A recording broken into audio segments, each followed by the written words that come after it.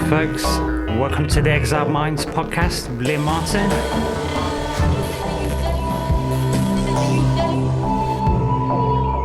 Episode number 4 today.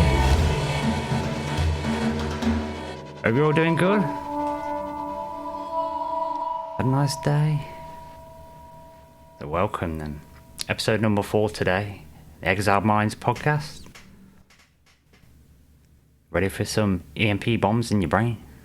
Hope not. Cytokine brainstorms don't sound fun. Anyway, hi, hello, welcome. Episode number 4. Today's episode, we're going to talk about. I want to give a big up to Graham Hancock on this episode. A quick chat about Graham Hancock, but the episode is going to be about Karahan Tepe, sister of Göbekli Tepe in Turkey. So it's got to be pretty famous in the archaeological community for a number of reasons, so we'll get into that and have a little chat about this sister site that's been discovered of Göbekli Tepe. But we'll go through it all, and we'll go through it all. We'll talk about Göbekli as well, and some funky little twists and turns here. And I've got a few clips to play, or a little clip to play later on. It's really nice, pulls it all together. So let's get started and see what questions this brings up. Right then, so first of all, I just want to say that Graham Hancock, if you've not heard of him, is definitely worth checking out. His work's diligent, you know. But so this show was inspired by an article, and the fact that I'm a big fan of Hancock anyway, bit of a intrepid explorer, a bit of a modern Indiana Jones kind of guy, really, you know. So I just wanted to give that a bit of a quick mention, because Graham Hancock's diligent work over the decades, in spite of much academic criticism, has continued to bring us really well written and well considered books and well considered and well written research. You know, bringing us new information all the time, looking into the ancient origins of where do we come from, ancient civilizations, what's going on with all of that. This guy does it. He goes in person, he goes all over the world. Graham Hancock's, he gets first-hand accounts. He goes and looks himself, you know, even up to and including, you know, learning to scuba dive and going to underwater ruins in Japan, and, you know, he goes there himself. So, you know, got a lot of integrity, earned him a lot of respect in this community, and especially with me. So, I mean, yeah. That his integrity shines through as well in terms of with this particular story, because this guy was in Turkey and just happened across, you know, researching Göbekli Tepe. He's written about it a lot extensively, and he happened across some archaeologists that were in fact uncovering another site. And they let him go on and had a chat with him and let him look, but it hadn't been announced. They were coming to the end of the dig and hadn't announced it to the world yet. So he, you know, promised not to tell anybody until it had been officially announced, which is just over a month ago. It's officially come out. Karahan Tepe, a sister site, been discovered. So Graham's now released the sort of materials, sort of thing. So that's really cool. So give him a big up on that, because it was true to his word, as you've got to be. So I'm just going to sort of read through this article today, and then we'll see where we go. But I thought before we start, I thought it might be a good idea to just have a little bit of an overview of Göbekli Tepe, because it's a sister site to this, and people that's never heard of it, you know, we'll have a quick description of this. Okay, so in Wikipedia, we'll go there. Like I say, there's other places that's a good starting point, but definitely do research in lots of places, let's say. But anyway, so let's have a look. Göbekli Tepe, it says in Wikipedia, the Göbekli Tepe, Turkish Göbek apostrophe Tepe. Okay, so Potbelly Hill. That's how they translate it. Göbekli Tepe, Potbelly Hill. All right. And it's also known as Jaya Marazan by the Kurdish, and they've got another word for it as well, which is Zera Briska. How do I say this? It's a funny one. Begins with X, but Zera Breski. in Turkish. Okay, so it's a Neolithical archaeological site near the city of Sanlufra, southeastern Anatolia in Turkey. Okay, it's been dated with pottery and Neolithic era, 9,000 to 8,000 BCE. Okay, so we're talking 11,500 years old. The site comprises of a number of large circular structures supported by massive stone columns, the world's oldest known megaliths. Okay, that's why he called us a bit of a kerfuffle, because it's like, this is the oldest thing ever. But anyway, many of these pillars, there's some strange things about Göbekli Tepe. Not only is it really old, like oldest, known megaliths, but many of the pillars are richly decorated with abstract anthropomorphic details, clothing and reliefs of wild animals, providing archaeologists with rare insights into prehistoric religion, and particularly the iconography of the period. The 50 foot or 15 meters high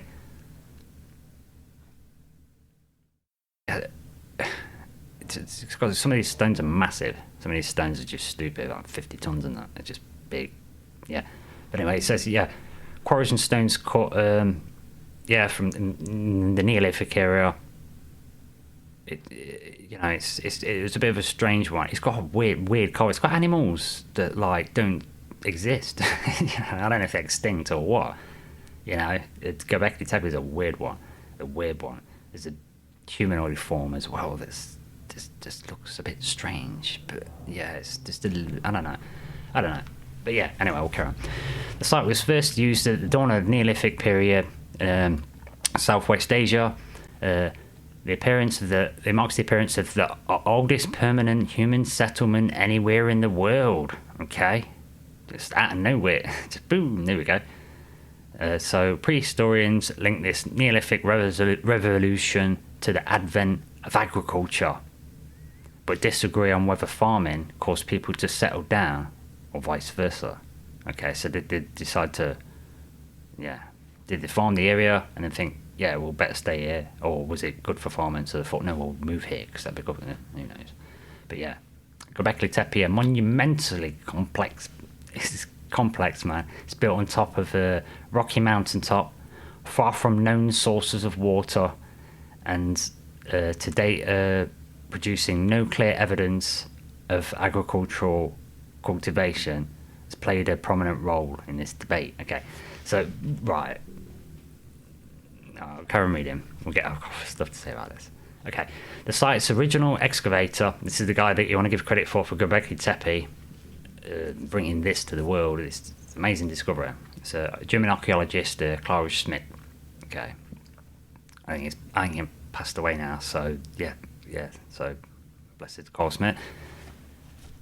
Klaus Schmidt, though, he was calling this like the world's first temple. Okay, sanctuary used by groups of nomadic hunter-gatherers from wild areas with few or no permanent inhabitants. Okay. Our archaeologists challenged this interpretation, arguing that the evidence for lack of agriculture and a resident population was far from conclusive. Recent research has also led to the current excavators of Göbekli Tepe to reprise or abandon many of the conclusions underpinning Schmidt's interpretation. Okay. First noted in a survey in 1963, the importance of the site was recognised by Schmidt, who directed excavations there from 1995 until his death in 2014. Since then, work has continued under the auspices of Istanbul University and the Sanlufra Museum, which is the nearest place. Yeah, turn it into a bit of a tourist attraction and that, which you would do. And then the German Archaeological Institute also involved with dealing with this site as well. And it's the overall, management. Obviously, it's a Turkish prehistorian guy, Nenzmi Karul. As always, links will be in the description. So if I've said these wrong, you'll still be able to get them. Okay, so it's been designated as a World Heritage Site as well in 2018. So within 4 years of looking at this, they're like, wow, this is crazy. Yeah, but protect this sort of thing. And in this year, 2021, at this point, they've only uncovered less than 5% of the site. It's massive. It's massive. So they started in 1995, okay, and they've only uncovered about less than 5%. That's not you know what I mean. That's not fast progress, is it? That's if it was exactly 5% then, and that's 1995. Well, say it was more than that. It was 6%. It was only 1% a year. You know what I'm saying? It's not big. So I thought, okay, let's go Göbekli Tepe. Really old. Don't know what's going on with that. Okay, but I thought I'll have a look at the. At one time, I didn't live in Turkey. I was going to move to Turkey at once. It's a long story, but yeah, to Turkey. I thought I'll have a look into the language. I like to check these things out myself, and so I'll look at the translations of Göbekli Tepe and see what they're saying about it. Because sometimes words have different meanings and different contexts. So that's like, well, I'll have a look myself, So I did some Turkish translation, did a bit of translaty stuff. And it said, Tepe is a hill or a top. So I thought, okay, that's fair enough. Göbekli means bellied. So I thought, pot-bellied hill, kind of works. But Göbek, without the li at the end, Göbek means stomach or heart or core. And Mr. Hancock, he got a translation for it. One of the meanings is navel as well.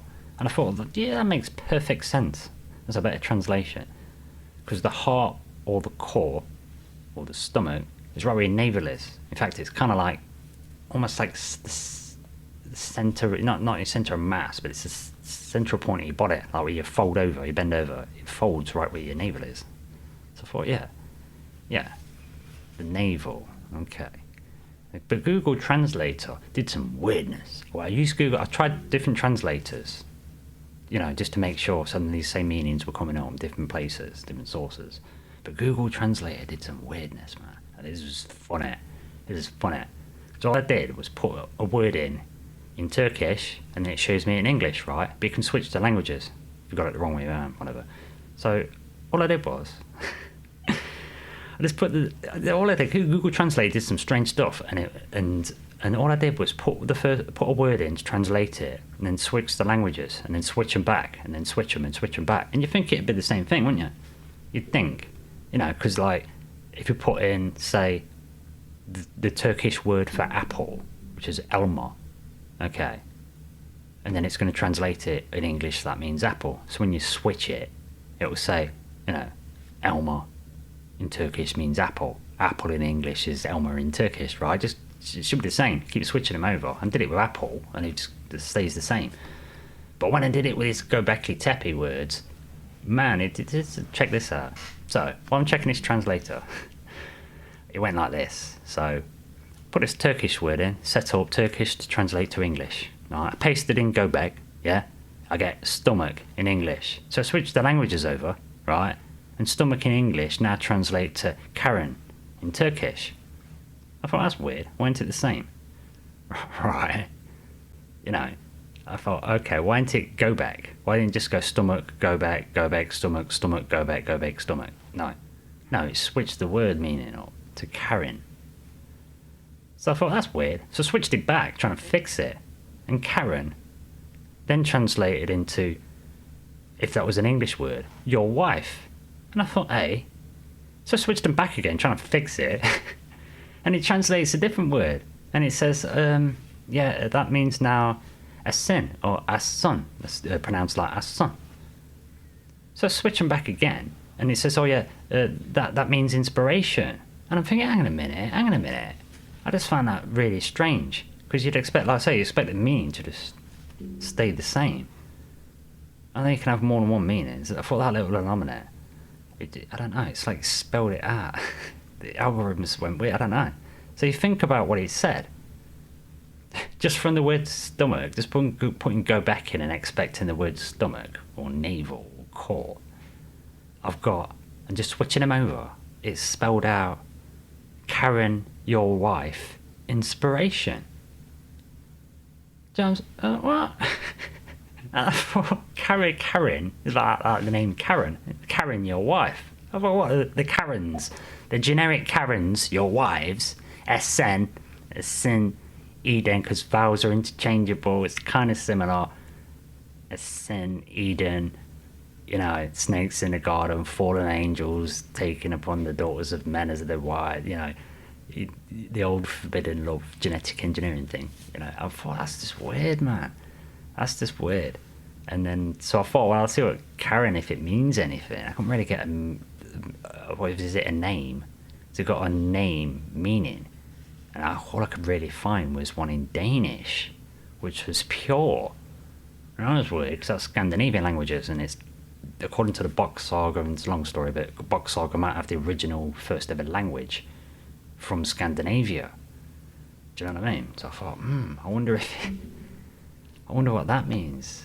I wonder if, I don't know, just Karen, or purity, your wife, was inspiration for Göbekli Tepe. I don't know, it's weird that it's all in there, and it's, it's kind of, it takes me back to that.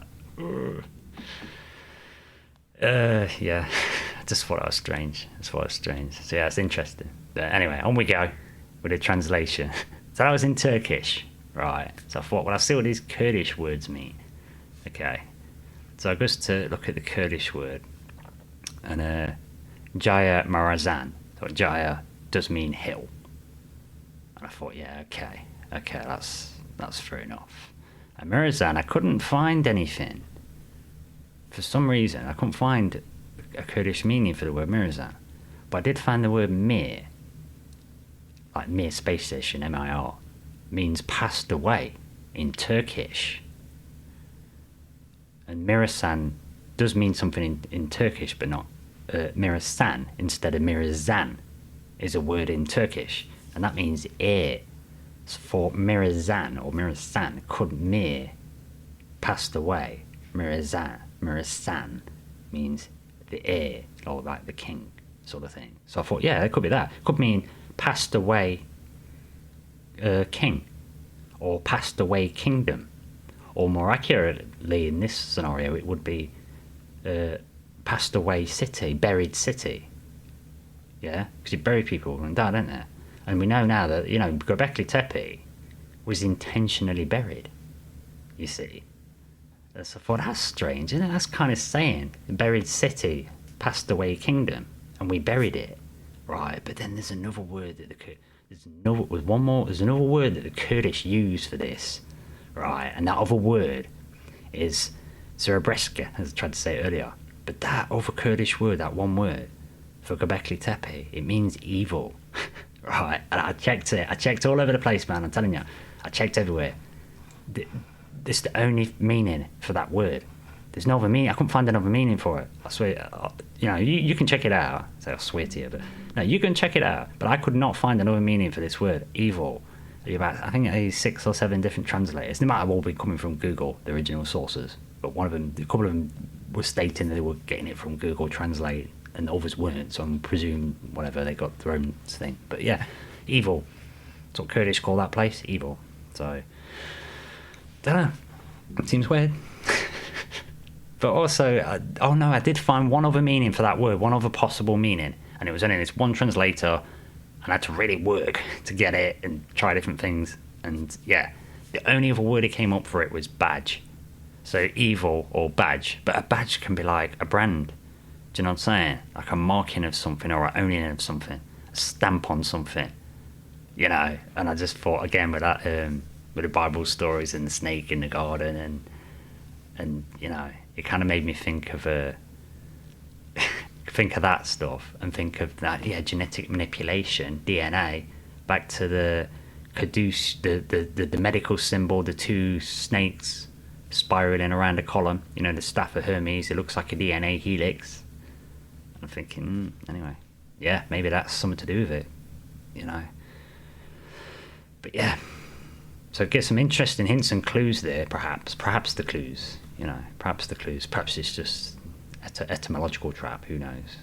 But yeah, so we've had a look at the site, we've had a look at the words, so perhaps let's get a bit of context to this region, and then we'll read the article from Graham Hancock, and then we'll see what the man's got to say himself about all of this. Okay, so this area where Karahan Tepe is and Göbekli Tepe is Anatolia.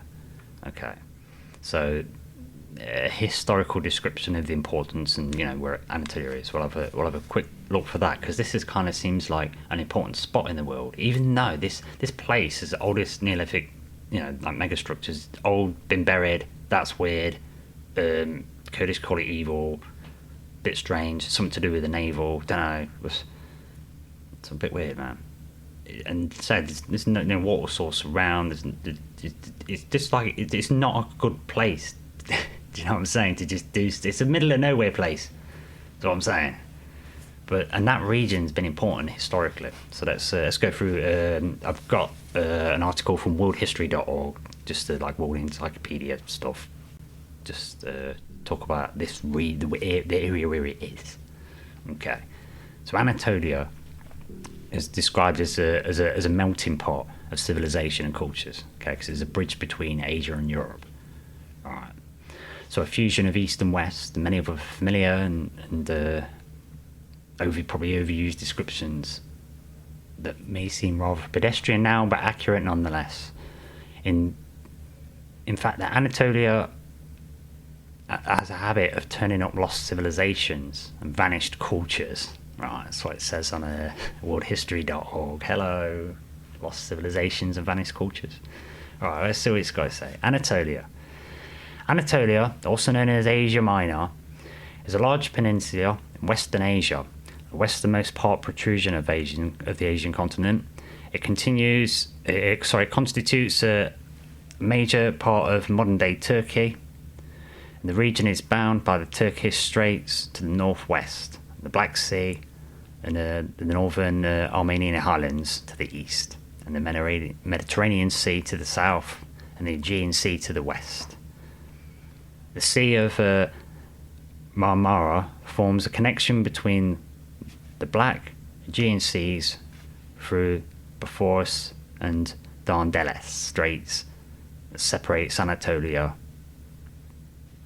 from the trace on the Balkan Peninsula in southeastern Europe. Okay. Today, Anatolia is sometimes considered to be synonymous with Asian Turkey and thereby including western parts of the Armenian hills. Okay, northern Mesopotamia. Okay, so what's Mesopotamia? Mesopotamia is a historical region of Western Asia. Okay, situated within the Tigris and Euphrates river systems, big river systems there. The northern part of the Fertile Crescent. Okay, so the important civilization, this area.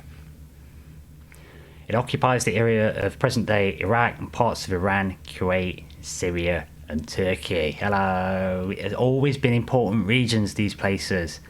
The Middle East, Iraq, Iran, Kuwait, Syria. They ever come up in the news? Yeah. Turkey. So the Sumerians, talking Mesopotamia now, the Sumerians and the Akkadians. So here we're talking ancient Iraq. Might have heard of the Sumerians, ancient people of Iraq. They thought to have been the first place of agriculture. They're another one of them people that just kind of like just turned up out of nowhere. You got nothing, and then suddenly, they've got a language. 400 characters. Let's just invent astronomy, astrology, courts, schools. Farming, dividing land. Let's just scores and scores and scores of things that we use in modern civilization just don't just turn up, do they? Undeveloped. Just wake up one day. Just thought this thing called language. Look, here's the alphabet. Learn it. Don't just turn up. Anyway, get me started. Yeah, Sumerians, Akkadians, including the Assyrians and the Babylonians, dominated Mesopotamia. Okay, from the beginning of written history, 3000 BC. Of course, until this turns up, it's like 11,500 years old. But anyway, so yeah, Anatolia's been known. So it's the written history. Sumerians, Akkadians, including the Assyrians and the Babylonians, dominated Mesopotamia from the beginning of written history. 3100 BC to the fall of Babylon in 539 BC, when it was conquered by Achaemenid Empire. Sorry, Achaemenid. It fell to Alexander the Great in the year 332 BC, and after his death it became part of the Greek Empire, the Greek Seleucid Empire. Later the Armenians dominated major parts of Mesopotamia from 900 BC to 270 AD. So it's been major, and so it's a bit of land bridge as well, you know. So this region, central for history, central in our historical story, the things that we do know, central to civilization, you know, and has witnessed much conquest. With it being an east-west land bridge, understandable that this region would be of strategic value, at least for trade, being the bridge in between, you know, east and west. You know, but I'm wondering, well, it seems so central and important. And yeah, you might want to fight over things like, you know, the strategic value, but I'm wondering, could there be other things here? Has important things happened here? Has something special happened here? Is the place sacred? What's it? You know what I mean? It seems special. Yeah, and it's weird. It's weird. Kind of weird, man. It's a weird looking place. Weird that it was buried. Weird that there's these animals that don't really exist carved into it. You know, it's just all a bit strange. All a bit weird. So, from the same article, World History Encyclopedia, it talks of lost civilizations of Anatolia. So, like we mentioned, they keep popping up. Yeah. And it says it's talking on these lost civilizations in Anatolia from the World History Encyclopedia. It says here, it is unnerving for two reasons. In the modern age, we have covered so much ground, physically and intellectually, that we think we should know everything by now. And it is unnerving because intrinsically, our entire civilization is a hard thing to lose. An entire civilization, how do you not notice? Yeah. Especially in a place that is supposed to be a bridge that has been tramped across by so many people since the very dawn of civilization. This is the thing. If there's only one route and there's a massive city right in the middle of it, the big trade hub, how does it vanish and you don't find it? How does it... Where do these things go? But anyway, so this thing's old. This is old. This is you know, put a cat amongst the pigeons, this stuff. And this is where we get not only to Graham Hancock, but we give a shout out to Dr. Robert Schoch as well. Gets an honourable mention here when we're talking about civilizations rising, falling, and dating stuff. Okay, because quick bio on Dr. Robert Schoch. Dr. Robert Schoch earned his PhD in geology and geophysics at Yale University and has been a full-time faculty member of the College of General Studies, Boston University since 1984. Okay, Dr. Schoch, PhD, knows his stuff. Became famous in the early 90s as the first mainstream geologist to support the notion that the Great Sphinx of Giza may be much older than the dynasties, much older than the civilizations of Egypt, and his evidence and arguments continue to fuel debate around this highly charged subject, even though there is no debate because it's geological evidence of weathering and water erosion and water patterns, so therefore that's rain, so therefore that can only have happened when it was last raining in that desert, and we can figure that out. You know, so it's not really a debate. Okay, it's just that people don't have to. It's slow on the uptake sometimes, which I'll get to. I mean, but Graham Hancock's got a lovely write-up. Get on his website, man. Put all the links in. But yeah, Graham Hancock's got a lovely write-up. And these guys are real researchers. They have worked together with this stuff. Obviously, Graham Hancock has done a lot of stuff with Egypt.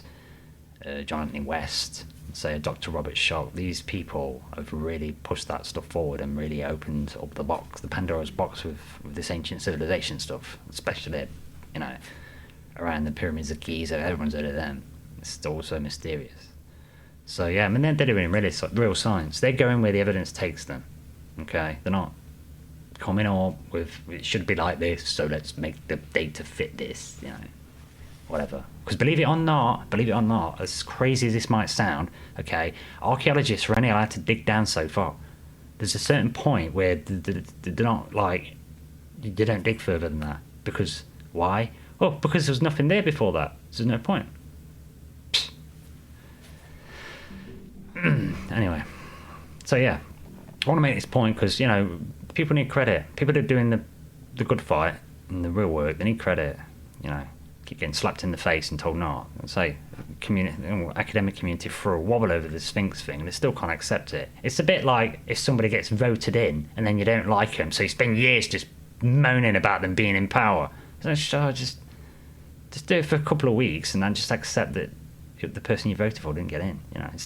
Anyway, yeah. So even though it's dated, this stuff, Dr. Robert Sharp, and people didn't like the date. It's too old. Can't be. But he was trying to be conservative, man. Because but this is the thing you get. This is the thing with the academia. It's not all that it's cracked up to be, because professors and universities and grant money and tenure, which is where you get there so long and you're established, and then you get like a job for life. People got vested interest in protecting themselves sometimes. It just means that it's a bit like politics and work politics, and it's just sometimes there's resistance. If it makes it look like no one wants to be wrong. You want to be wrong, dear. Oh, I'm a wrong person. I'm a bad person. No one wants to be wrong, do they? Sort of thing. Don't want to look embarrassed or whatever, especially if you've been saying something's definitely this way for years. Mahatma Gandhi said it. At first they'll ignore you, then they'll laugh at you, then they'll fight you, and then you win. It's one of those, like, if something turns out to not be the case and something else disproves it, let's say, sometimes you get attached to the old idea and you don't want to let it go. So you kind of like have to go through the 5 stages of grieving, as if somebody's died. It's just normal psychology stuff. You just have to deal with it, But yeah, the same thing happened with Klaus Schmidt when, German archaeologists that looked at Göbekli Tepe. Same thing. The first people want to say no. But in these scenarios, it's there written in stone, literally. So you go on to say no. Anyway, so as it's been uncovered, Göbekli Tepe, it turns out, was intentionally buried. That raises questions, doesn't it? It's the first thought. My first thought of that was that it's been because it got buried, it meant that it's been preserved for us. Okay, right. So if it's been preserved for us, then I'm thinking, is that the reason to preserve it? But then now I'm thinking, well, maybe not, because I mean, if you knew, if it was an important thing, and you knew a disaster was coming, then you could bury it to protect it, right? Maybe protect the knowledge that's embedded in the site, But having seen that Kurdish translation and that word for evil, I'm thinking, well, perhaps they buried it for another reason. Perhaps they didn't, wanted to forget about it. Maybe that's why it was lost. Maybe people just wiped it away. Like, no, that was bad stuff. You know what I'm saying? It kind of reminds me of Stargate, the book and the film and the TV shows. That burying the gate was a way to stop people coming through, and that it was a common solution in the series for worlds in fear of these portals bringing, the enslaver people. Is to bury the gate, then the wormhole in the technology can't form, and then no one can come through. So it's shut the door. Bury it. So I don't know. It makes you wonder. But so as I mentioned earlier, it kind of reminds me of. It makes me wonder if it's something to do. Maybe some creepy stuff happened there. Maybe it was that. Maybe there was some weird genetic experiments making hybrids. Who knows, man? Say, it always brings me back to that Credo Mutwa, preserved African shamanistic history of the Zulu tribes, and David Icke, brought a lot of that stuff to the world. Because I'll do a show on Credo Mutwa and David Icke, who's frankly probably having the last laugh at the minute, if that were possible. But we'll do a show on that because as crazy as this sounds, according to African history, which a lot of it's been wiped out, had to be preserved by these odd, these occasional people here and there that are part of the African secret societies of old, whatever. The Credo Mutwa said that this planet has produced many races, many people. Do you know what I mean? It's not just us. The planet's produced a lot. It's been around a long time. And he said that there is a reptilian type race that's compatible with us, with humans. It's sexually compatible with us. Okay. So I don't know, man. It puts a new twist on it puts a new twist on stuff, doesn't it? If that were true, and I don't know, man. It's like the Titans, isn't it? Daughters of men, like I mentioned earlier, created Titans whose reptilian genetics and humans. It's, who knows, man? Who knows? But yeah, we'll do a show on Credo Mutwa. Just for this all, it just seems, I don't know, seems weird, man. But yeah, I mean, ancient civilizations, languages, ancient advanced technologies and techniques is something that was just comes up all the time. It keeps permeating everything in this quote-unquote conspiracy world, but it also permeates everything in politics as well. It's unexpected, but it does. When you get into this stuff, start connecting the dots, it permeates everything in politics, because all of the political narrative that you see on the news, TV and red, it's all made up, right? Because the world narrative of who we are, where we come from, what we are, that's been shot. It's always, and long before we were born, it's always been pushed to one side and hidden. You know what I'm saying? So this is the thing. This is why ancient civilizations they keep coming up over and over again, and this is why I find like this, it's a big deal. Because it starts adding more and more weight and credence to the ideas. Ancient civilizations, things weird, man. Our history's not going back. It should go back way further, and it doesn't. Okay. Sorry about that. That's to fix me mic up. So yeah, I mean, there's a lot of a general history missing for humanity. Is a point I'm making. There's a lot of our history that's just missing. Yeah, and I feel that that's partly a result of suppression, perhaps due to religion. There's been willful destruction of knowledge. Famously, the Library of Alexandria was burned down. I mean, they went out of their way to collect information from all over the world and collect it together, and put it in a library. And you don't just build a library for no reason. You build it to study it. That was a whole university system, I think there's one in an island in Iran. It was, that was a big deal. So that's got burnt away, or supposedly. So that's all gone, allegedly. So yeah, I mean, so what happened? Our history's weird, man. And I think not only things have been destroyed, things have been suppressed, but I think also we literally have, as Graham Hancock says, to quote him, a species with amnesia. And I think this is largely due to events of the Younger Dryas period. It's around 12,900 to 11,700 BC. Okay, so this is where we're looking. The Younger Dryas period. I'll read a quick paragraph off Wikipedia. So, because there is physical evidence of a sharp decline in temperature over most of the northern hemisphere. Okay, that's been discovered by geological researchers. The temperature change occurred at the end of what Earth scientists refer to as the Pleistocene epoch, and immediately before the current warmer Holocene epoch. In archaeology, this time, the time frame coincides with the final stages of the Upper Paleolithic in many areas. Okay, so the whole northern hemisphere had some temperature drop for some reason. Okay, so what's that? So Graham Hancock and Randall Carlson, they've looked into this, the reason why.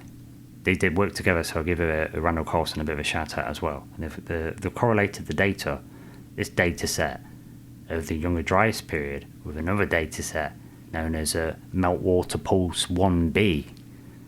Meltwater Pulse 1b, that one of those, you get those catastrophic events that happen that you can only sort of imagine it in movies and stuff. It's one of them. So Meltwater Pools 1b is a name used by geologists and and oceanographers and such to basically to describe a period where either rapid or just accelerated post-glacial sea levels rise, that what they basically, they're saying that there was a massive sea level rise, okay, that occurred between 11,500 and 11,200 years ago, right, at the beginning of the Holocene, right at the end of the Younger Dryas period, right there. Okay, so northern hemisphere, sudden temperature drops, and then sea level rising. Do you know what I'm saying? So the work with Graham Hancock and Randall Carlson, man, they seem bits like, they seem massive boulders and stuff, and Randall Carlson showed these areas of land in America. They've got ripples, and there's massive blocks scattered around, and he's saying, yeah, that's where these massive influxes of water are coming. Glaciers are melting, they're bringing massive gigantic rocks with them, and it's just rippling the land, churning it all up, and then massive boulders are getting deposited all over the place, and it's just so hard to fathom when you look at a landscape and you're seeing ripples in the landscape. You're thinking, oh my goodness, what is it? How much water, how much power does it take to ripple the whole landscape, sort of thing? And it's like, yeah, and that's what we're talking about. We're talking about some big, massive catastrophe, it looks like. So, I mean, it's one of those like catastrophe things that is just unimaginable, sort of, it's hard to describe. But luckily, all right. So now we've got some context of the importance of the area, and the context of that it's old, it's strange. Göbekli Tepe, we've got its new sister site. I'm just gonna quickly read through his article then. Okay, I'll read through Graham Hancock's article, and then we'll have some words. I've got a little 10-minute clip which we'll just get into, and just to see what Graham Hancock, how he describes it really well. So I'll just read his initial article. Right? So Karahan Tepe, Göbekli Tepe is, round it up, 12,000-year-old sister site, begins to reveal its secrets. Okay, I'll put the link in the description. Graham Hancock's the author. It's got some lovely pictures as well. So I'll just go straight through it. For more than a year, I've been deeply immersed in a major new project that involves Karahan Tepe in Turkey's Anatolia region. Its better-known sister site, Göbekli Tepe, and many other enigmatic ancient sites in many different parts of the world. As I mentioned, he's been all over the place, man. He goes there in person. And he writes here, I was in Turkey in November and December 2020 in connection with this project at Karahan Tepe. We found Turkish archaeologists far in advance of a series of new excavations that are bringing to light a mysterious hidden chapter in the past of humanity. Out of consideration for the archaeologists who kindly gave us access to the excavation before they'd made official announcements about what they found, I agreed not to share anything publicly about my visit until the site was officially introduced to the world, which has now happened because they introduced it in September, 24th of September 2001, and it's a CNN Turk. So if you can read Turkish, really, CNN Turkey, but it's a Daily Mail one as well. So I'll pop the links in there in the description. Check that out for yourself. And it says, because it's been released now, I therefore feel comfortable with sharing the below a selection of photographs that have been revealed, and they were taken by Sanfa Fire, which I think is one of the best surnames ever. Fire. F-A-I-I-A. I'm presuming that's how I say it. That's fire. Anywho. So you got pictures of the site. You can see Graham Hancock there, and okay, so he describes what it felt like. And he says, "I found the place eerie, unsettling, and powerful. The enclosure itself is entirely cut down into and carved out of solid bedrock. It's got straight down, cut into the rock beneath your feet. That's hard, tough stuff as well. 10 of the pillars within the enclosure are also directly carved out of the bedrock, to which they remain connected at their base." Okay, so just bringing rocks in and carving them. The rock beneath your ground, you're just going to carve straight down into it and make this. That's a hard way to do it, man. Anyway. The 11th, notably curved pillow is freestanding and rests in a shallow groove. Okay, so you got a bunch of them. You got 10 of them that are just solid into the ground, but one of them's separated. Okay, the 11th one's notably curved. It's curved as well as not being connected like the rest directly to the ground. Pillars freestanding and rests in a shallow groove. Okay. Some of the archaeologists working at the site speculate that this might have been used to produce tones, like a tuning fork or musical instrument. A suggestion that is enhanced by evidence that the enclosure once contained water, which could have been used to modulate tones to a depth of up to a meter. Okay. So, there's a general assumption that the other pillars in the enclosure are phallic symbols, and this may very well be true. However, consideration might be useful to be given to an alternative possibility.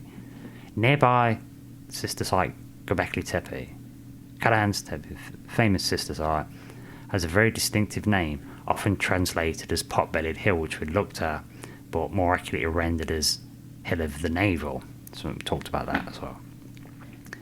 This invites us to consider the possibility that Göbekli Tepe was recognised as omphalos rather than a phallic symbol, as in a navel of the earth.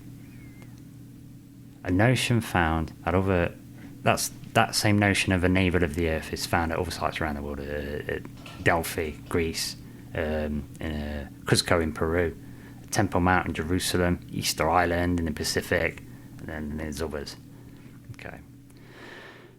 And they're considered connected in myths to traditions of the Odyssey, the science of accurately measuring and understanding the Earth's geometric shape or orientation in space. Okay, so the question is, could Karahan Tepe also have been one of these quote-unquote naval sites? And could the rock hewn pillows represent not phallic symbols but omphaly? Okay. And there's a strange one of these pictures. There's a undulating body of a serpent coiling across the base of the water channel. Do you know what I mean? That's for so you got that serpent symbology again, and it's wiggling. I don't know. That makes me wonder about that DNA thing. I always come back to that in my head. It always takes me to that. Yeah, it says but then there's another comment that's a bit weird. It says immediately visible from the entrance, the most compelling mystery of Karahan Tepe is an inscrutable human face mounted on a sinuous serpent-like neck. It seems to thrust itself forward out of the bedrock, and it does. It's literally like a human, like a head coming out of the rock, like a long neck, like it's just being really nosy, proper rubbernecking. So, I don't know, it looks weird, man. It just, don't bother. I don't know, it's just this neck and head sticking out of the side, man. It's just weird. Anyway, carry on reading. So we've got Karahan Tepe in context. Okay. The Turkish prehistoric site of Göbekli Tepe, which Graham says he's wrote extensively in his 2015 book Magician of the Gods.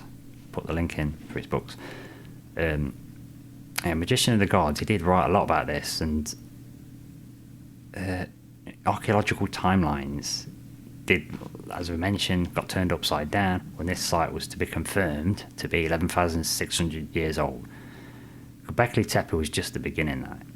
Now a dozen of other sites with a similar kind of age, similar in antiquity, are under excavation in the so-called Stone Hills area. Okay, a zone of intense interest to archaeologists, extending for 100 square kilometers around Göbekli Tepe. That's massive. This is massive. I'm pretty sure Göbekli Tepe is 50. I think it's 50 times the size of Stonehenge. You know. Anyway, carry on reading.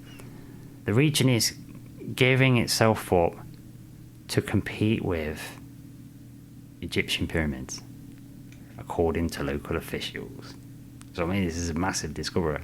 Göbekli Tepe is already opened to the public. Karahan Tepe will also open in 2022. So you can go and see Göbekli Tepe already. I think they've built a museum around part of it in Turkey, and so it looks like Karahan Tepe is going to be open next year. So yeah, and some of the other sites are also going to be kind of open to visitors, expected next year. So that's great news, man. It says, so Samantha and I first made our way to Göbekli Tepe in 2013 before its current canopy and other amenities were put in place. Yeah, I think he's talking about the kind of, covered some of it up. They made it a bit more, so it's not just, they made it a bit more appealing for tourists to go to. Do you know what I mean? Just a little bit. No, like covered it all up and put flashing lights around it and stuff. Just tried to make it a bit more accessible for people to go and see it, which it's fair enough. It's an amazing tourist attraction, and you want to share it with people. So yeah, it's some great pictures. Like I say, go and check it out. Anyway, let's read this last paragraph. Knowing what has been discovered beneath the earth at Karahan Tepe in 2014 and 2021, I await further discoveries in the Stone Hills area with confident anticipation, as Karahan Tepe and Göbekli Tepe both show seemingly unpromising landscapes in this part of Turkey, but they're concealing archaeological treasures of first magnitude. A rethink of everything we've been taught about the origins of civilization is long overdue. Here. It is. It's long overdue, man. It's long overdue. My first episode, one of the things I'm interested in, where do we come from? We don't know where we come from. We don't know, and we're not apes. Right, let's get that straight. Apes don't get arthritis. Apes have got 3 times the bone density. Apes have got up to 7 to 10.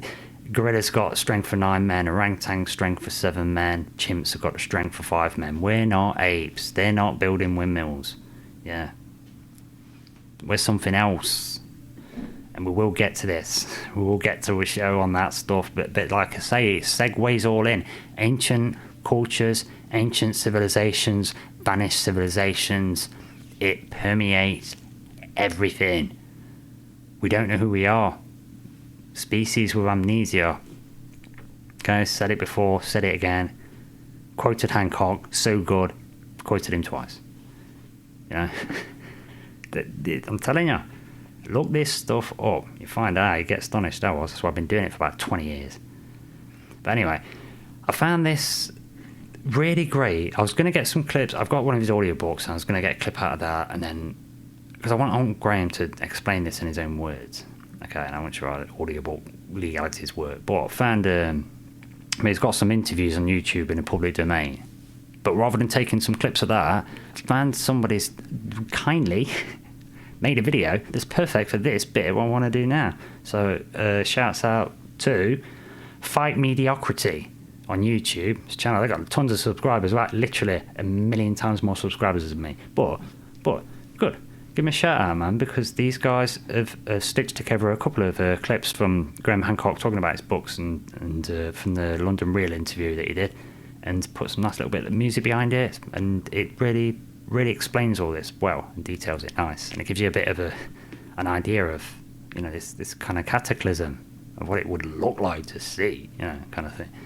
So let's give a let's give this a bit of a play, and then I might interject here and there, but we'll see. It's only about 10 minutes, so it's all good. Even in 1995, the notion of a lost civilization was not a new idea. That notion has been around for a very long time. We can take that notion actually back thousands and thousands of years. The most famous example is Plato, the Greek philosopher Plato, who gave us the story of Atlantis. From Plato comes the story of Atlantis, a great advanced civilization which had navigating and seafaring skills, which could explore the world, which built gigantic buildings, which had advanced knowledge in every area, which was prosperous and powerful. But then Plato says that corruption crept into this society, that it became cruel and avaricious, it became greedy, it began to impose its power around the world. And he has a very ringing phrase. He said that Atlantis ceased to wear its prosperity with moderation. And the suggestion is that it's this hubris, this conceit of Atlantis, that it had become so sure of itself that somehow the universe struck it down, and we have the cataclysm of flood and disaster, and Atlantis is submerged beneath the waves. Now, of course, the view of historians and academics is that Plato's story is just made up. He just made it up to make some political or philosophical point. But this cannot be so. That view can't be right. I was very suspicious of that view the first time I heard it from a mainstream historian. Why are they saying that Plato made this up? Plato repeatedly states that it is a true story. And as we look into it further, we find something else, that Plato puts a date on the destruction of Atlantis. He says Atlantis was submerged beneath the waves in a huge global cataclysm 9,000 years before the time of Solon. We know Solon, we know who he was. Solon was a famous Greek lawmaker. He was an ancestor of Plato, as a matter of fact, about 200 years before Plato. And around 600 BC, Solon, the great Greek lawmaker, made a visit to Egypt. And in Egypt, the priests at a temple of Sais in the Delta told him the story of Atlantis, and they said that it was written on the walls of the temple. And he said, when did this happen? When was this great civilization destroyed? And they said 9,000 years ago, and that was in 600 BC. So that's 9,600 BC in our calendar.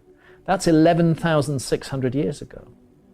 Plato is telling us a great civilization was destroyed in a global cataclysm of flood 11,600 years ago. He's laughed at by all academics and historians. But then geology comes along, and lo and behold, what do we find? 11,600 years ago is a truly cataclysmic episode in geological history. It's called Meltwater Pulse 1b. We have a massive rise in sea level as the ice sheets on North America and Northern Europe just crumble and collapse into the ocean. If Plato made the whole thing up, he was just astonishingly on the money with the latest geology. And I think that we really have to reconsider our attitudes to these stories that have come down to us from the past.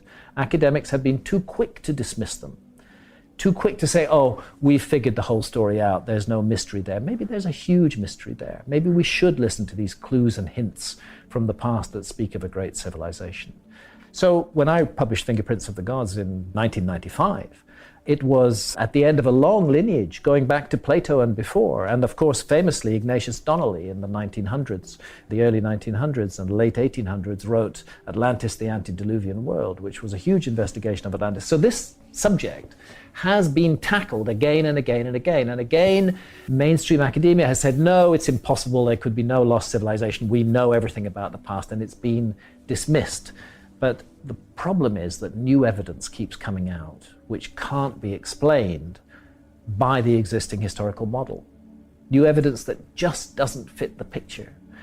And my sense is that this evidence is now becoming overwhelming, and that we're reaching a tipping point. Maybe not this year, maybe not next year. But within our lifetimes, we are going to see a completely new understanding of the past, a radical revisioning of the past, and therefore of our place in the world as well. We talked at the beginning of this discussion about Plato's Atlantis story and how he said that Atlantis went down 11,600 years ago. That's the date of the foundation of Göbekli Tepe. Very set, very clear, absolutely founded 11,600 years ago, exactly the date that Plato gives for the ending of Atlantis. And Göbekli Tepe doesn't fit. It just comes out of nowhere. Out of nowhere. We understand a site like Stonehenge. Makes perfect sense. About 4,500 years old, Stonehenge. We know that it was centered in an agricultural community which generated surpluses. Those surpluses allowed labor to be freed. You could fund people to become astronomers or architects or engineers. They didn't need to be producing all the time. So we can understand the social and economic context in which a huge megalithic site like Stonehenge emerged. Go to Göbekli Tepe, you're 7,000 years earlier. The entire area prior to the appearance of Göbekli Tepe is inhabited only by hunter-gatherers. There's no agriculture whatsoever. They haven't built anything ever. And then suddenly, without any background or any preparation, appears this huge megalithic site, which is incredibly sophisticated. Turns out, because a large part of it's still under the ground, seen with ground-penetrating radar, that the whole site is actually 50 times bigger than Stonehenge and 7,000 years older. So how do we account for this? Did a group of hunter-gatherers in Turkey wake up one morning, magically inspired, that they suddenly knew how to cut and quarry stone, move blocks weighing in some cases up to 50 tons, create gigantic stone circles in an area with no water, involving bringing a labor force and organizing that labor force and feeding and watering them, to create the world's first perfectly north-south aligned building, which involves accurate astronomy, to do all of that, and at the same time to invent agriculture, because at the same moment that Göbekli Tepe pops up, suddenly agriculture appears in that same region of Turkey. It's obvious to me that that wasn't a group of hunter-gatherers who woke up one morning suddenly equipped with the skills. What we're looking at is a transfer of technology. This was the survivors of a lost civilization. They already knew how to create megaliths. They already knew how to do agriculture. They settled amongst a hunter-gatherer people who they may have reached out to before. They settled amongst them and they created this project. And this project was to restart their civilization. It didn't quite work, but they got somewhere. They created this huge site. They invented agriculture. We are all the descendants of that. All of the agriculture in the world today began around Göbekli Tepe 11,600 years ago. First of all, it's important to understand that the earth changes that took place between 12,800 and 11,600 years ago were utterly cataclysmic, beyond all imagining. The science is now in, it's very clear. We had an interaction with the fragments of a very large comet, a giant comet, which originally may have been as much as 100 miles in diameter. It was drawn into the inner solar system about 20,000 years ago.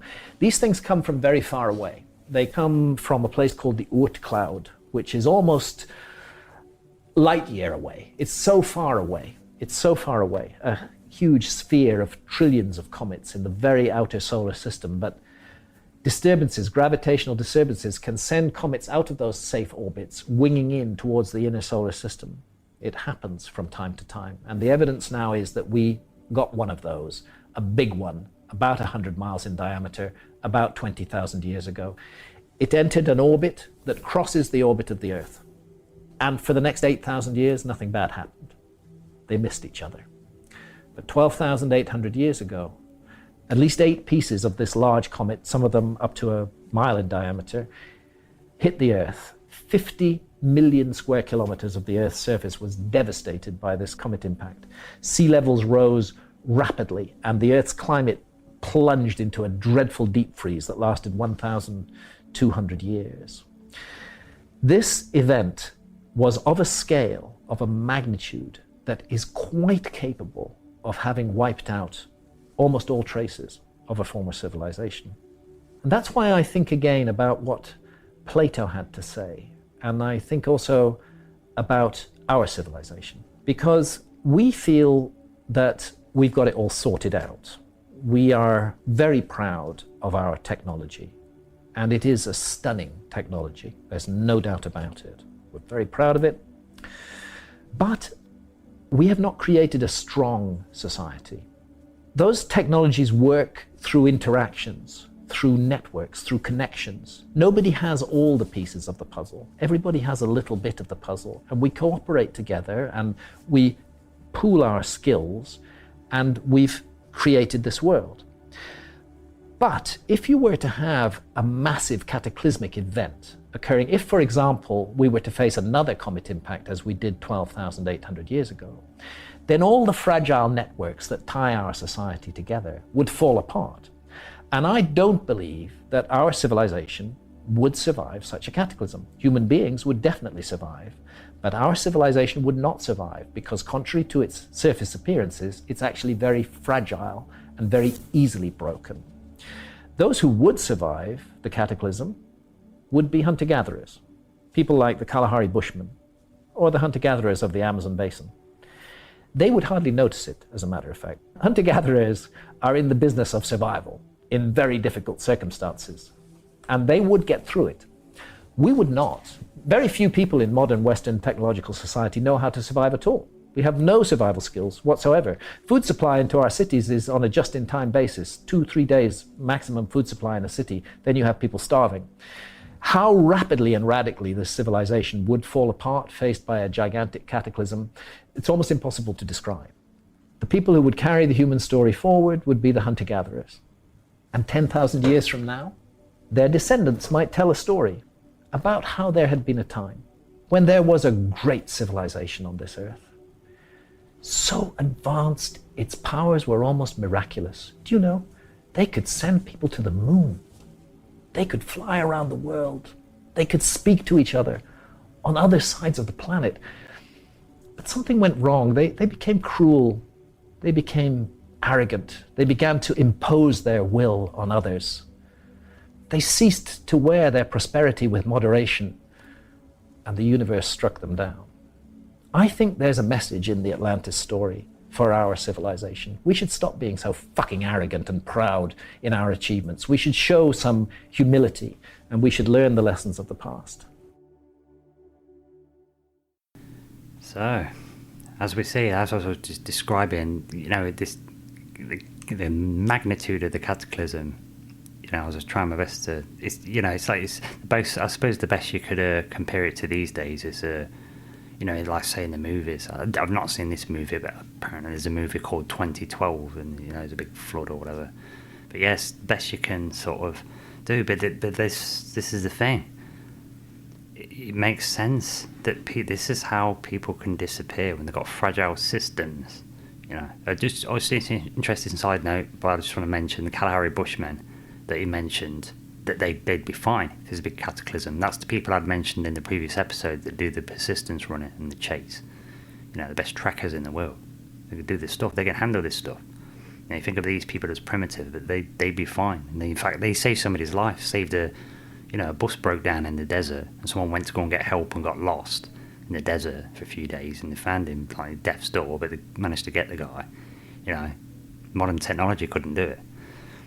But yeah, but it makes the point. I mean, it makes the point of our food supply chains to just in time, especially with like things like fresh produce when they've got a certain shelf life. They're coming in just as you need them, which is why when you mess with the logistics of the system and you mess with the global food chain and economics, any little changes have a big knock-on effect.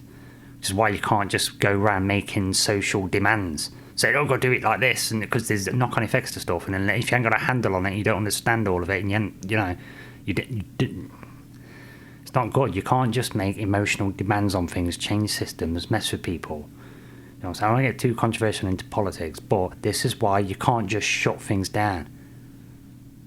Because it's fragile. I mean, think about it. There's a Carrington event that before we really had too many electronics and that, there was a big solar flare. Wiped out a lot of whatever we did have, but it didn't really affect society too bad. But nowadays, we're so reliant on technologies, keep bringing in, smart meter this and blockchain that. It's like, okay, right. But the thing is, if all your systems are dependent on computers being able to talk to each other, and then a solar flare comes along and fries your tech, then what? Yeah?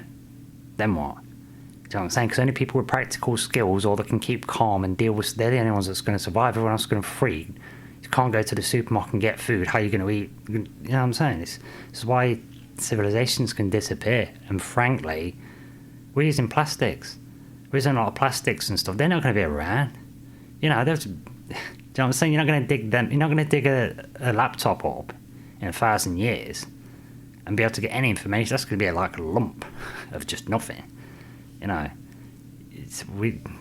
things are made out of stone. They're going to last on there. Things are made out of, you know, whatever, what we mean. You know what I'm saying? But, so there's some ancient, there's I mean, the ancient Atlanteans hear of them, but the sea level rises. If so many things have gone underwater, like I say, Graham Hancock himself has gone scuba diving underwater. Do you know what I'm saying? And there are some people that have this idea, and it's viable that, you know, these collapses of civilizations have been noticed, and people in positions of power thought we could artificially collapse things. Do you know what I'm saying? We could, or wait till there's a disaster and then start over. But we know all the stuff, but we could just feed it to people a bit at a time, and it doesn't take much, does it? You know, if you had a bit of a disaster happen, maybe you create it on purpose, or it's a natural one. You take the opportunity. You know what I'm saying? It's just something to think about, because it only takes. I mean, look how quick our technology's moved on in the last 100 years. It wouldn't take much, would it? You know. So anyway, but yeah, Graham Hancock he's made that link there. He's like, look, this looks a lot more like civilizations come that can already do stuff, trying to start over. Do you know what I'm saying? And this harks back to, like I said, the Oort cloud.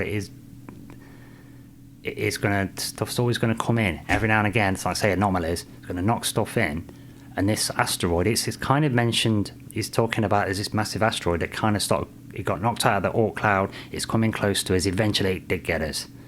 That's why the northern hemisphere drops its global temperatures, and the civilizations got kind of almost wiped out, tried to restart, this, that, and the other. Do you know what I'm saying? And that's the beginning of agriculture, as he said. So, you know, it's like, well, that is kind of in the Bible, the Great Destroyer comet, and there's the Cauldron Bible that gives some alternative explanations to some of the Bible stories. There's this thing known as the Kolbrin Bible, spelled with a K, Kolbrin. Okay, again, I'll put the links in. But yeah, and it's given some alternate explanations, and they talk about this comet that keeps coming past. They call it the Great Destroyer. It's the thing. I think it was a description. There's a description of it as a winged disc. You know, which could be a comet. Gases coming off of it as it comes past. You know, you're seeing the sort of tail. Sometimes they have double tails, depending on whatever. Depending on factors. So yeah, I mean, it seems to be some accounts of this have been noticed anyway. So it's not that far outside of the realm, is it? I think the reason that it's not just professors don't want to be embarrassed and things like that. I think a lot of it is because it just shakes things up so much. You've got to rethink everything. Do you know what I'm saying? It's like that. You always get the thing about, oh, aliens, you can't tell people because they'll go crazy. Look at the War of the Worlds radio broadcast. But that's not fair. That's not fair. You're not cutting people much slack there, because it's a big different, isn't it? Like saying, oh yeah, aliens are real, or there are these other species, and they're not from other planets. They're from here, or whatever. You know, it's one thing saying that. It's very different to say, oh my God, newsflash, there's aliens attacking, we're currently under attack, they're unstoppable. You know, saying this is real is very different to saying that's real and you're under attack and you're going to die. Do you know what I mean? So it's just an excuse, man, to say, oh look, people went nuts, so we better not tell them. You know, it's all that stuff. And this way you got to look now. Not being funny, right? There's some reporters out there in the world that are mainstream reporters, I'm sure, doing the best job, but in general, mainstream news, bullshit. Forget it. Bullshit. Don't even call them... In Britain, they don't even call them news. They don't even call them reporters anymore. We have newsreaders. Think about that. They're called newsreaders. So the professional readers. The professional narrative tellers. So the storytellers. So we're watching Jackanory. Put news on. BBC on. Oh, it's Jackanory time. You know. It is. It is. They didn't even report on people... protesting outside the HQ, the BBC, all that Jimmy Savile stuff. You know, it turns out the BBC is letting him just wander around their headquarters, just assaulting people. Didn't know. You know what I'm saying? And people are protesting outside of your building, and you don't report on it. It's come on, tells you all you need to know, doesn't it?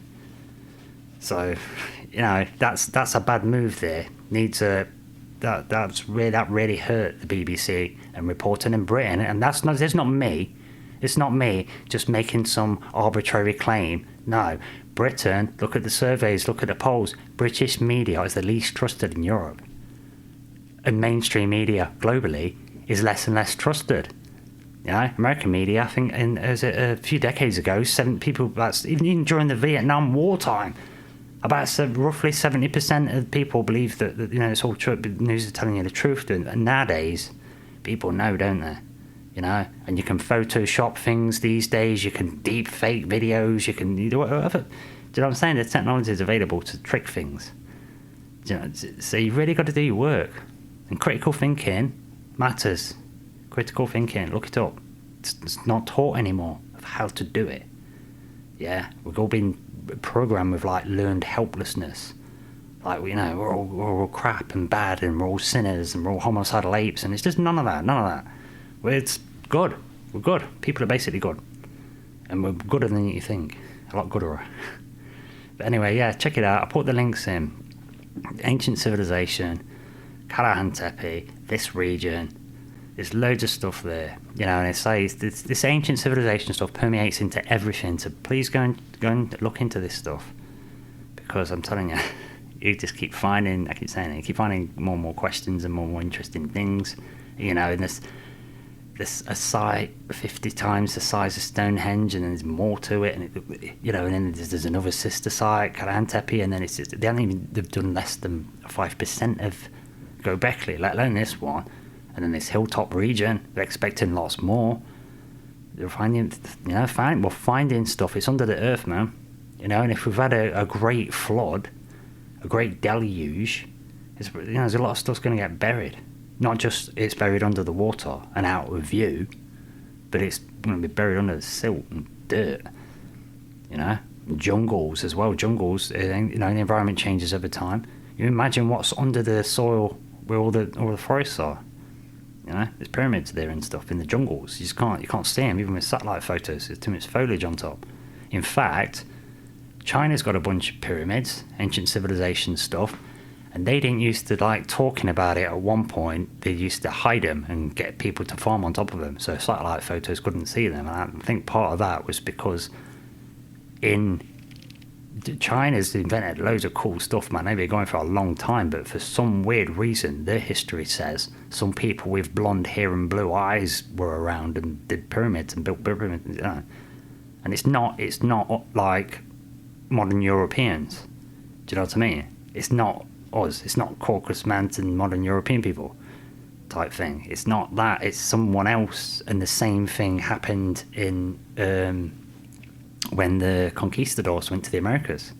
You know, because they're expecting they're old gods. Same thing. Blonde hair, blue eyed people. And it's not the Europeans that arrived. It's not the Spanish. You know, they just saw blonde hair, blue eyed people and thought, oh, it must be the gods then. Must be better culture. Or you know.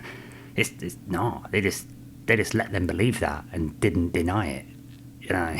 And it's like, well, who are these people? Who are these?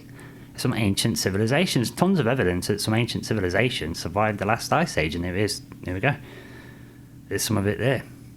Yeah, ties back into Egypt, Africa. Same with the martial arts in the last episode, and those handholds and the locks and throws have been depicted, and then Buddhism turns out to have some African roots, you know. It's weird stuff, man. Crazy. You know, and chemistry coming from it's crazy, man. Talking about alchemy, and that's the next show, by the way. That's the next show, doing an alchemy show, because I found oh my god, found something out. It's like, it blew my mind. It was only yesterday as well, so I'm gonna smash it on this next show. So we're doing an alchemy show next. But yeah, I mean, but it's gonna go back into ancient civilizations again. I'm telling you, it keeps coming up. You know, I'll do an alien show and it'll come back to ancient civilizations. Do you know what I'm saying? In fact, I might do what I've not really known much about it, so I've got no experience in it, don't know anyone. Ghosty stuff, ghost stuff, I just haven't got nothing. So I'm thinking I might, because there's so many things to research. It's hard work, this, man. I've been doing this about 20 years. There's so many things you have to try and pull together. But I'm thinking I might have started to look into ghosts and stuff. I've got a friend, James Salcedo Paranormal, is well into his ghost things. So I'm going to check him out, put his link in there. And he's a good guy, James. And there was a little group in Discord that we used to chat when I first went in there, and we was all talking about doing a podcast. And James had been at one. Yeah, he was the first of our little group that actually took the step and did it. So give him a shout out. So I was just thinking, I wonder what about ancient ghosts? Just in my head, I was thinking, what ancient ghosts? I wonder what ancients say about ghosts. What are they doing with it? Do you know what I'm saying? I don't know. Because I was thinking of ghosts as like, oh, it's Uncle Bob, or the guy that used to be the baker at the place, But no, where'd you get ancient ghosts, man? I don't know what it all is. Oh, it gets me confused. Anyway, but yeah, check this stuff out. Yeah, it's big cataclysm. Makes sense, doesn't it? Cataclysm, things get forgotten, things get wiped out, try and start over, which explains why he's at to place artifacts sometimes. It's like the Antikythera mechanism, Greek sponge divers, just off the coast of Greece. Sorry, sponge divers found this weird mechanism. In fact, we'll do a show about that. As well. We'll do an ancient civilization show where we're looking at how to place artifacts and ancient technologies that are kind of, some of them are better than today. So we'll do a show on that at some point. But yeah, I'll do an alchemy show next. And yeah, this stuff's crazy. It just sprawls out. So I don't know. Just keep going, don't we? See what we can uncover. Or take part in the conversation. That's what it's all about. Take part in it. So we've got to stand on each other's shoulders. You'll find a bit. I'll find a bit. In fact, Graham Hancock said there in that, especially like today, we've all got a little bit of it. And it happens in government. You compartmentalise this secret project. He knows a bit. That company's going to make this part. That company's going to make this part. No one's just going to have the whole picture. But then, if things go wrong, everyone's only got a little bit of the puzzle, aren't they? And we're all in the dark. So, I don't know. Maybe it's the time for a bit more. I'm going to say it's not maybe. It's definitely time for more transparency. Definitely. Kennedy was banging on about for ages. President Dwight Eisenhower was saying, "Come on, military-industrial complex, conceding stuff to taking over." Now it's become like big, massive corporations and pharmaceuticals, and that. You can't have these people acting as, the priestly class dictating to the species what we're going to be doing. It's up to us. It's up to the masses. Especially, you don't want the least among us deciding what's what. And I say the least among us because some of these people, let's be straight. If you're loaded, if you're rich and you're an actual philanthropist, yeah, if you've got staggering amounts of money, there'll be no one starving in the world. There's plenty of people in this world that could feed everyone. There's plenty of people in this world that could house everybody. Some people, a small number of people in this world, could feed, clothe and house everyone on the planet. And yet, that hasn't happened. So how philanthropy are they, really? Do you know what I'm saying? But that's another story. But yeah, check this stuff out, man. I get rid of some of this stuff, man. It gets annoying. You have to have some R&R sometimes. But yeah, you have to have a break. But yeah, I'm going to try and do 3 shows a week, regardless of just saying that. And then, Monday, Wednesday, Fridays. Liam Martin, Exiled Minds Podcast. Like I say, hopefully, keep improving, keep getting better. That's the plan. That's what it should happen, shouldn't it? Like learning to play guitar, you're going to be rubbish to start with, aren't you? But, hey! But anyway, yeah, that's the end of the show. Rambling on a bit at the end here. But yeah, Exiled Minds Podcast. Next week, probably a show on alchemy.